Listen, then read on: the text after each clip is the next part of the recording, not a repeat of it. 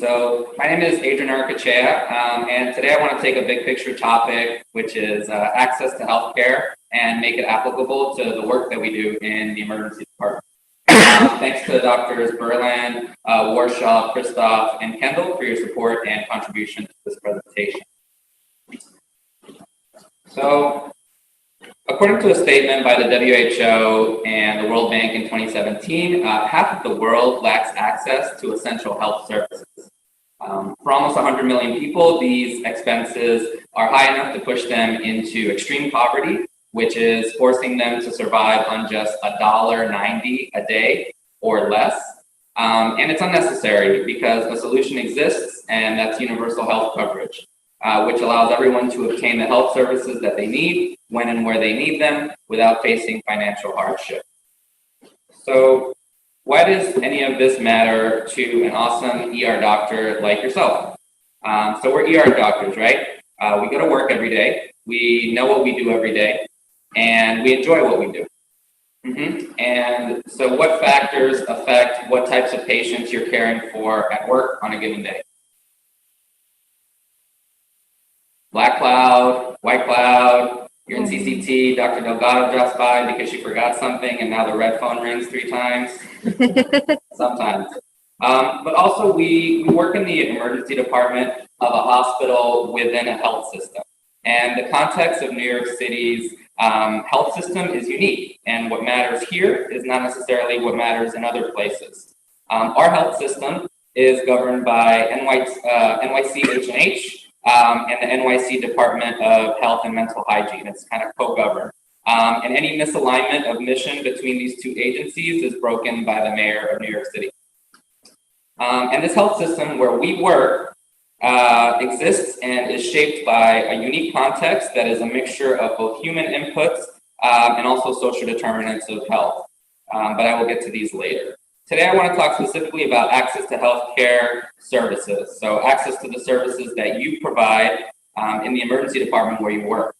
And you probably know a colleague who can't care less about this stuff. And I would argue that understanding where we fit into the greater system helps us avoid being unknowingly influenced or tossed around by the invisible factors that affect our patients and therefore our work environment.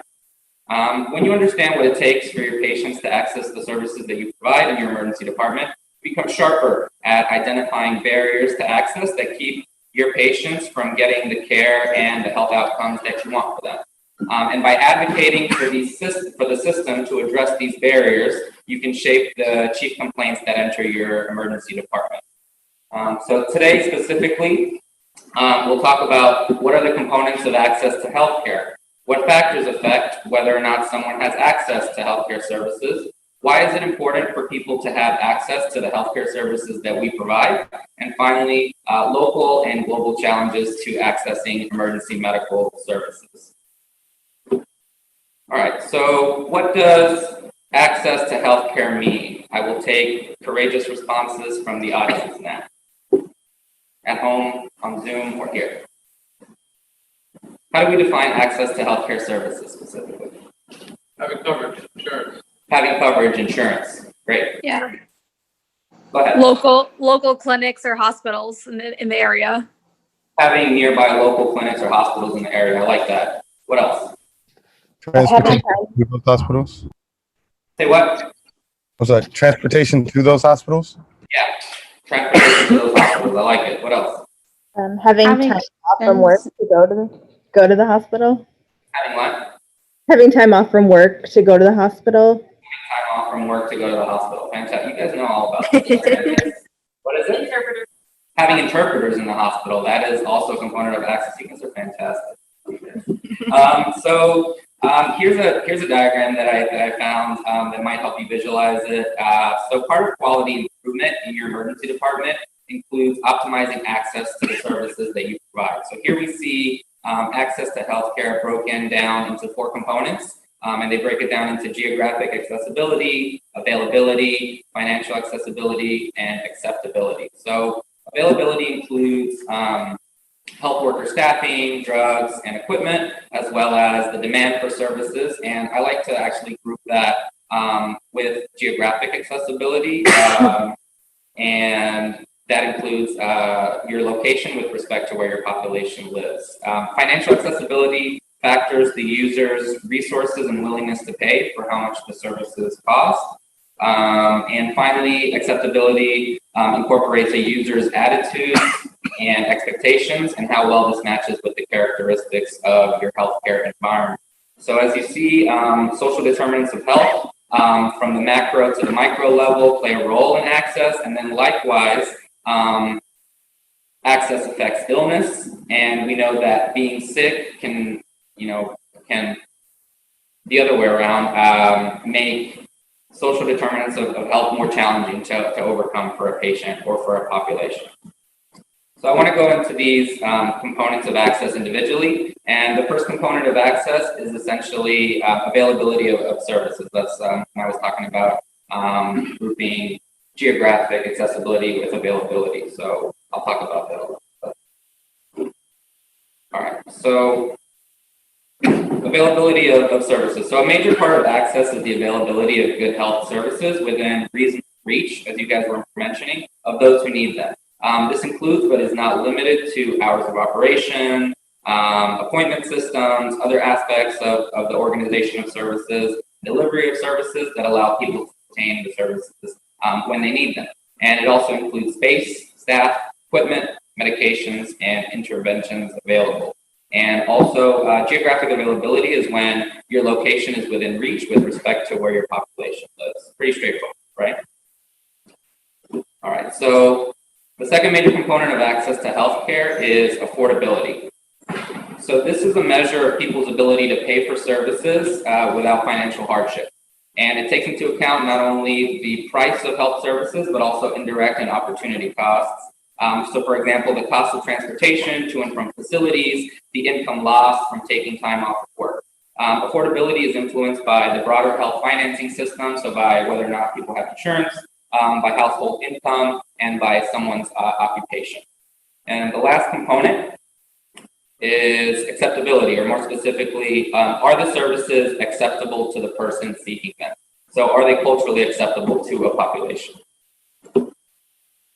So the acceptability component captures people's willingness to seek services. Acceptability is low when patients perceive that the services are ineffective, or when social and cultural factors like language, age, sex, ethnicity, religion of the health providers and the healthcare staff discourage people from seeking the services. So, for example, when our patients feel that we treated them poorly during any part of their trip to the ER, and they shout as they're leaving, "I'm never coming back here." All right, so sound familiar? Hearing this in the emergency department, I feel, should at least give you some pause and some humble self-reflection. Why do people feel this way about our hospital? So what factors affect whether or not someone has access to healthcare services? So I'll talk about some of the invisible factors like social determinants of health from the micro to the macro level. But first, question for you guys: what demographic factors affect if someone has access to emergency department services? Demographics, just like general. Race. Race, Income. yeah. Income, fantastic. Housing, great. How about at home? Someone said age and location. Age and location, okay. Good. That's good enough. Gender identity. Gender identity. Great. So, yeah, you guys mentioned a lot of these. So, income and wealth, geographic area where they live, ethnicity, gender, age, spoken language, whether they're sick, so medical, social, psychological, health and well-being, and education. These are all things that factor into whether someone has access. All right. So, pushing on, this is an ecological model. Many of you are familiar with this to help identify some of the extrinsic factors that can affect health and the well-being of a population. So in addition to the lifestyle choices and the demographic and epidemiologic and genetic factors that we're familiar with as being contributors to illness, we also understand that health is affected by policy, politics at the local, state, national, and international level. Health is affected by laws, regulations, the economy. Health is affected by sociocultural factors, what technologies are available to a certain population, and then the ecosystem or the environment of where people live. So all of this factors in, and every health system exists within a unique context, and context is everything. Okay, so why is it important for there to be access to healthcare services? So I won't ask you guys. I'll just tell you guys. So if we believe that being healthy is a human right that needs to be protected by a government or by society in general, then naturally we believe that it is unfair when people can't access good healthcare services for whatever reason. What good is having an ER doctor waiting for patients in an ER during a snowstorm if people in the area who really need that doctor can't make it to the ER because of weather conditions? Further, think about all the non-emergent complaints that you see in the emergency department every single day. These complaints belong to patients who would not be in your emergency department if only they had access to a good PCP and adequate specialist follow-up. So it matters, right? So access matters to our community, and it should matter to us. All right. Great. So now I'm doing cases. I didn't write out the cases, so sorry for the visual learners. You're just going to have to listen to me and pay attention. All right. All right. So what does access to healthcare mean at either the UHB or the Kings County Hospital Emergency Department? So here's your case. Ready? Okay. So it's a busy shift in the emergency department, and you're observing a patient in the main ED at Kings County Hospital after a near fatal overdose from heroin. He responded well to naloxone and CCT. He is awake, cooperative, even friendly. And he tells you that he's usually treated poorly when he comes to county, but so far he's been a wonderful doctor. You've spoken to him about harm reduction strategies, and the peer advocate that you called over recommends that he come back to the R building during a weekday because it's a Sunday. So they're supposed to come back during a weekday business hours for outpatient management of buprenorphine. He can't go today because it's Sunday morning, and outpatient services in the R building are obviously closed. On social history, the patient sleeps outside of the Applebee's on the corner of DeKalb and Flatbush, 2 blocks from Brooklyn Hospital, but he tells you he is not welcome at Brooklyn Hospital when you ask him. He doesn't provide further details. He uses cocaine and heroin regularly. He makes money by soliciting money from people around downtown Brooklyn during business hours. You are waiting for the nurse to bring a naloxone kit, which you ordered on Epic, and he is in 10 hallway, and as you're typing your note, suddenly you hear your patient arguing with a police officer who is sitting with a different patient who is under arrest. And you walk over and you talk to your previously calm patient, and he's now very upset, and he's putting on his clothes to leave. And apparently there had been a miscommunication, and the officer had commented on something that the patient was saying out loud to himself. Your patient walks out of the emergency department without the naloxone kit and yells, "This is why I don't come to Kings County Hospital." So you're devastated, maybe. Dr. Lino comes by, even though it's Sunday, and you say, "Hey man, it's the weekend, what are you doing here?" And he says, "Can I help you with anything?" as he usually does. And you say, "Yeah, a patient who just walked out has a lot of barriers to accessing good care." And he says, "Oh yeah, what are they?" So what were some barriers that I just mentioned? His income, he only makes it during business hours. His income, he only makes it during business hours. Good, Sophia. Disparity of services depending on time of day and day of the week. Yeah, so we have a disparity of services depending on what time of the day the patient comes in and what day of the week. Yeah, absolutely. What else? Stephanie. His living situation, what about it? Sleeps outside, no permanent housing. Yeah. Stephanie said drug addiction, and Paul said part of a stigmatized population. Drug addiction, which makes him part of a stigmatized population. Absolutely. Okay, fantastic. So our hospital is physically and psychologically far from where he sleeps. He sleeps in downtown Brooklyn. He's not welcome in Brooklyn Hospital for some reason. Our outpatient hours are inconvenient. He would need to come back tomorrow. Coming to our hospital is a financial burden because he loses income. Our ED is not acceptable to the patient because of NYPD presence. Our ED is not acceptable to the patient because of prior negative experiences with providers. As you mentioned, you were probably the nicest doctor he's ever seen at Kings County. Lino is still listening, and he says, "Okay, that's terrible. What do you want me to do?" So what hospital, community, and state level solutions can you think of to rectify some of these challenges? I mean, obviously we're not going to fix everything, but what are some things that we can advocate for at least? Maybe weekend hours. Yeah, that's something that I was thinking about yesterday as I was going over this presentation, maybe advocating for some limited outpatient weekend hours available, especially for psychiatry, but for other, obviously, outpatient clinics as well. That'd be fantastic, right? What else? Specific areas for patients with NYPD. Yeah, so specific areas for patients who are under NYPD custody and trying to keep a separation from other patients for patient privacy, basically, right? What else? Doing televisits. Yeah, televisits. That's a good solution to reducing some of these geographic barriers. So if somebody, if this gentleman has a cell phone and can do a televisit from where he sleeps outside of the downtown Brooklyn, that might reduce one of his geographic barriers. That's fantastic. Anything else?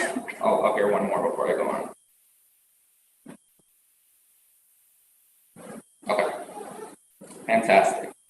All right, so I'm going to move forward a little bit.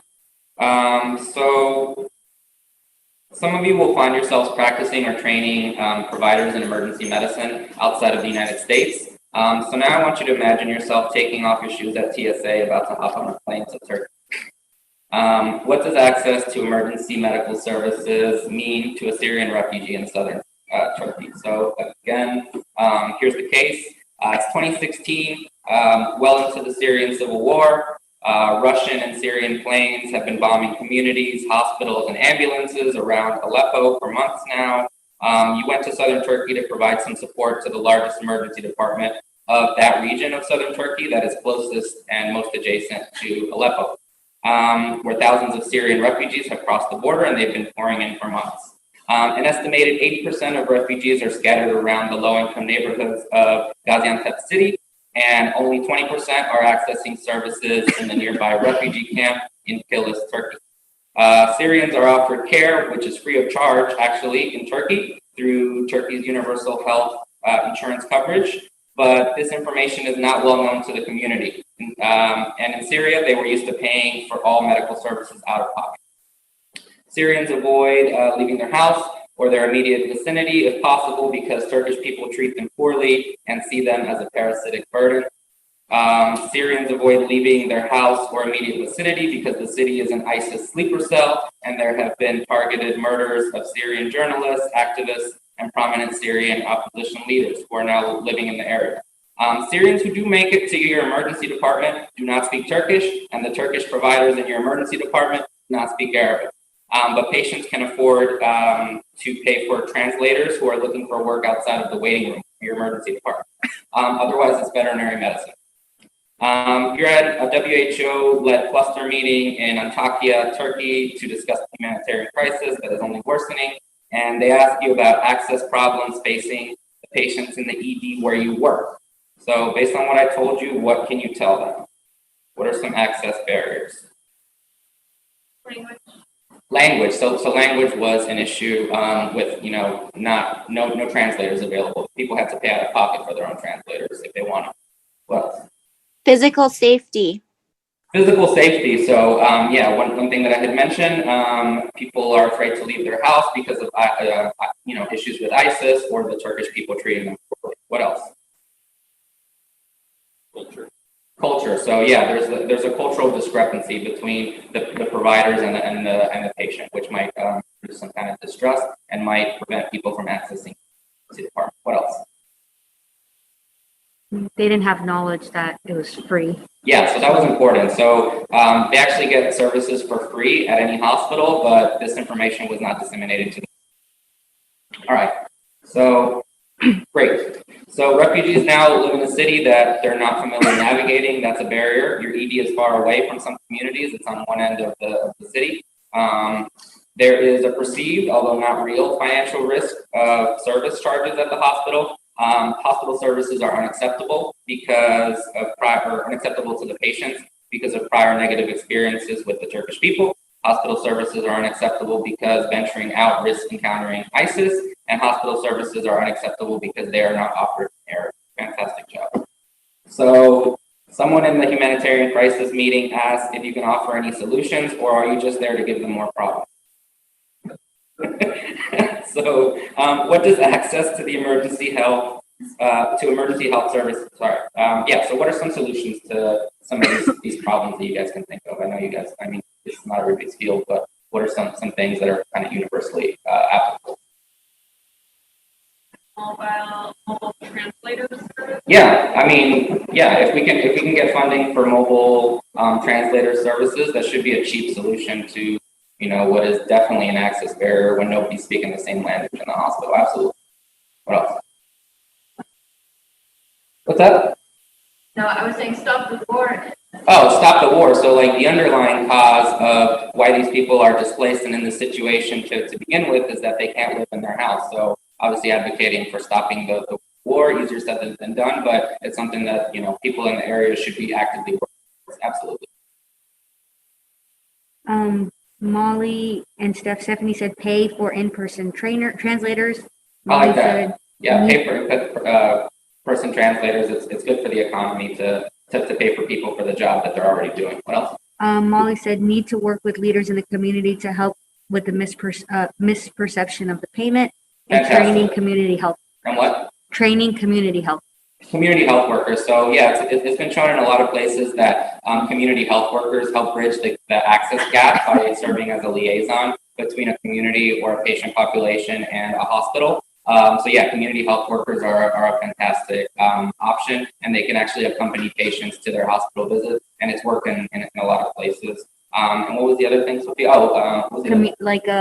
Need to work with leaders in the community. Oh yeah, working with community leaders. Super important in a global health context to have community leaders on board with you. And even, you know, in our context here, we want to make an intervention for our community here. We need community leaders on board because they're going to help us bring the population on board and help people trust us and help people access our services by advocating for our services and by, you know, giving the community leader seal of approval, which is absolutely important. All right, so last one. So what does access to emergency services mean to an indigenous person living in rural Chiapas, Mexico? So the case. So it is today, you know, it's November 2020. You're training and advising providers in an emergency department in Chiapas, Mexico. And they created this emergency department as a response to rising levels of COVID in the nearby communities.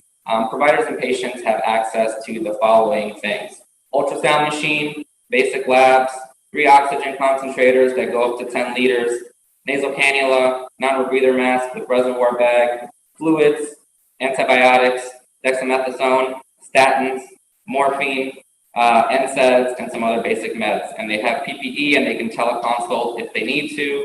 And you can transfer to a hospital that's 2 hours away for higher levels of care. No positive pressure ventilation, no intubation supplies, let alone high flow or a ventilator. And then patients in your catchment area take hours to days to walk or take a shared ride to your emergency department because of road conditions. There are few cars in the area, and there's just geographic isolation of these communities because of road conditions. People with jobs in the community have informal jobs or they're self-employed as farmers or essential workers, and most people can easily be fired for missing a workday, and they do not get paid for days that they miss. Patients in your catchment area believe in germs, but they're still not sure whether COVID is caused by germs, dark magic revenge, or God's punishment. And you've met with some community leaders, and they have heard and believe that people who go to the hospital with COVID are more likely to die than people who try to fight it off at home with herbal remedies. That's what they heard. All the doctors in your emergency department are Mexican, but the community thinks everyone working there is American.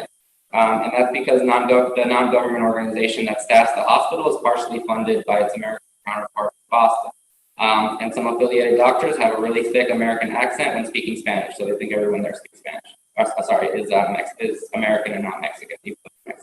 And some people in the area don't speak Spanish well, and they primarily speak indigenous languages. So that's it. So that's your case. So you're talking to the leadership of a non-government organization in the area who's taken charge of the hospital and the local contact tracing and they oversee community health programs in the region that focus on improving access to healthcare services for patients. So what access problems have you identified? Dr. Solar.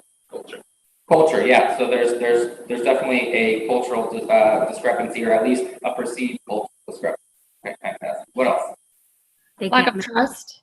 Lack of trust. Yeah. So lack of trust of the medical services. Community leaders heard that that people who go to the hospital are more likely to die than people that stay at home. What else?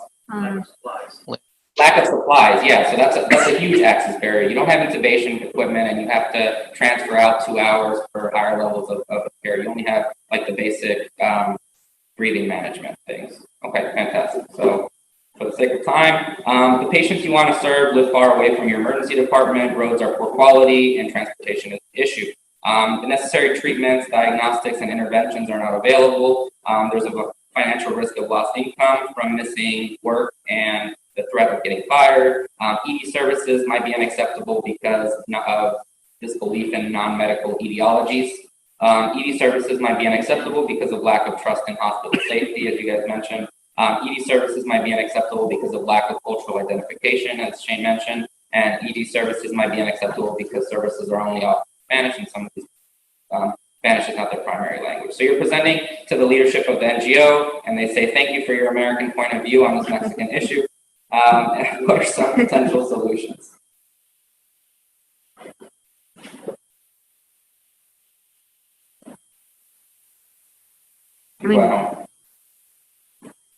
Help. I need your help. They're asking me.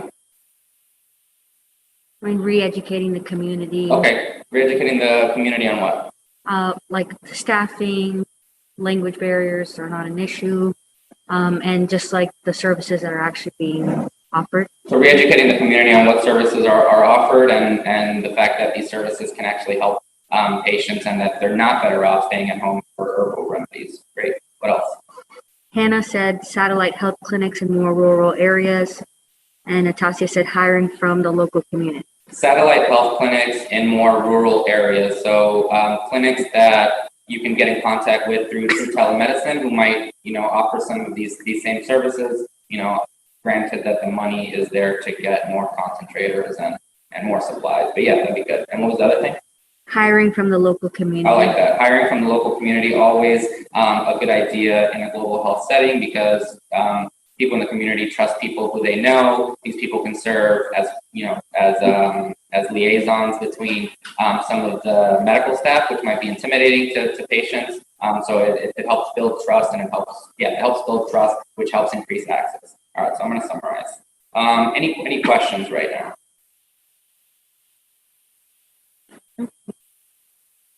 Okay, great. So what did we discuss today? We talked about what is access to healthcare. So it's basically the availability of services, financial affordability, and acceptability of these services.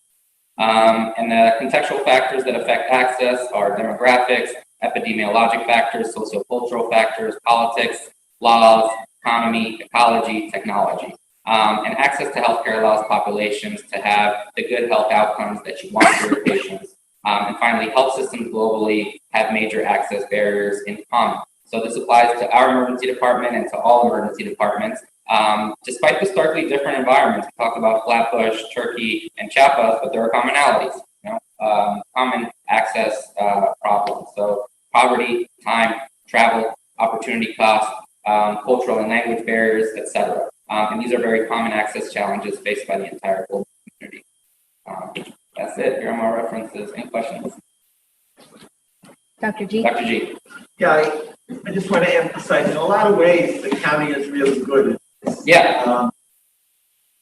And you have to just explain people and make sure that they take advantage of those things. Yeah, there were problems. But for example, as compared to UHB, the county has the free prescriptions, or semi-free. And in fact, if you don't have money at all and can prove it, it can be free. Whereas at UHB, you may get it free for that first visit when you talk about managed care, but they're not going to be allowed to keep coming back and doing that. And so very important to emphasize how it is. A lot of patients I've had don't even realize that if you're going to get this bill at the county. But if you bring it in, they'll knock it down to almost anything. That happened with one of my relatives who goes there. And yeah, they'll get a $1,000 bill for coming in for URI.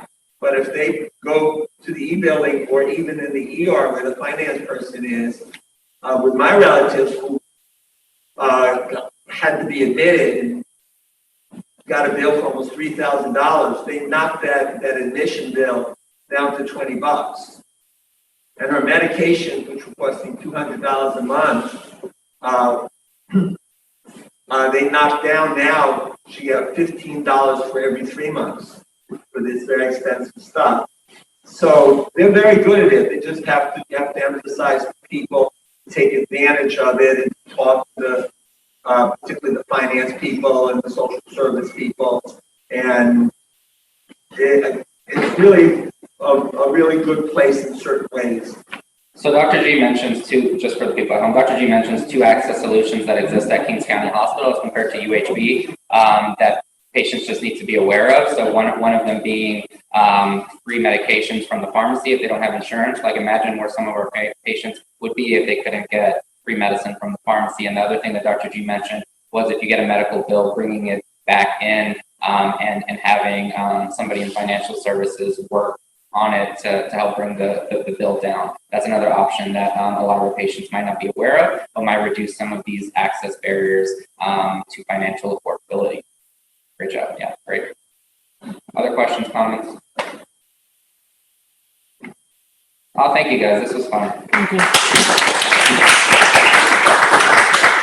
That was awesome.